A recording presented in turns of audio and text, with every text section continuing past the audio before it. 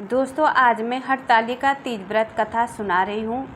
इस व्रत को अविवाहित लड़कियाँ भी रख सकती हैं अच्छा पति पाने के लिए, और विवाहित महिलाएं भी रख सकती हैं अपने पति की लंबी आयु के लिए। इस कथा को ज़रूर सुनें और प्लीज़ वीडियो को लाइक, शेयर, सब्सक्राइब, कमेंट्स ज़रूर करें। एक कथा के अनुसार माँ पार्वती ने अपने पूर्व जन्म में भगवान शंकर को पति रूप में प्राप्त करने के लिए हिमालय पर गंगा के तट पर अपनी बाल्यावस्था में अधोमुखी होकर घोर तप किया। इस दौरान उन्होंने अन्न का सेवन नहीं किया, काफ़ी समय सूखे पत्ते चबाकर ही काटे और फिर कई वर्षों तक उन्होंने केवल हवाई ग्रहण कर जीवन व्यतीत किया। माता पार्वती की यह स्थिति देखकर उनके पिता अत्यंत दुखी हुए। इसी दौरान एक दिन महर्षि नारद भगवान विष्णु की ओर से पार्वती जी के विवाह का प्रस्ताव लेकर मां पार्वती के पिता के पास पहुँचे, जिससे उन्होंने सहर्ष ही स्वीकार कर लिया। पिता ने जब बेटी पार्वती को उनके विवाह की बात बतलाई तो वे बहुत दुखी हो गई और ज़ोर ज़ोर से विलाप करने लगी।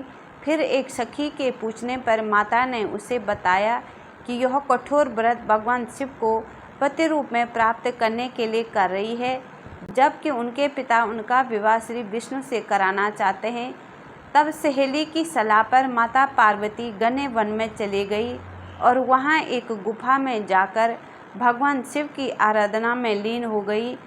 मां पार्वती के इस तपस्वी रूप को नवरात्रि के दौरान माता शैलपुत्री के नाम से भी पूजा जाता है।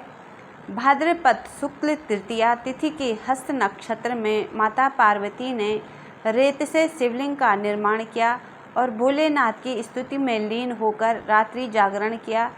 तब माता के इस कठोर तपस्या से प्रसन्न होकर भगवान शिव ने उन्हें दर्शन दिए और इच्छा अनुसार उनको अपनी पत्नी के रूप में स्वीकार कर लिया। मान्यता है कि इसी दिन जो महिलाएं विधि विधान पूर्वक और पूर्ण निष्ठा से इस व्रत को करती हैं, वे अपने मन के अनुरूप पति को प्राप्त करती हैं। साथ ही यह पर्व दाम्पत्य जीवन में सुखी बनाए रखने के उद्देश्य से भी मनाया जाता है। विवाहित महिलाएं अपने पति की लंबी आयु के लिए इस व्रत को रखती हैं।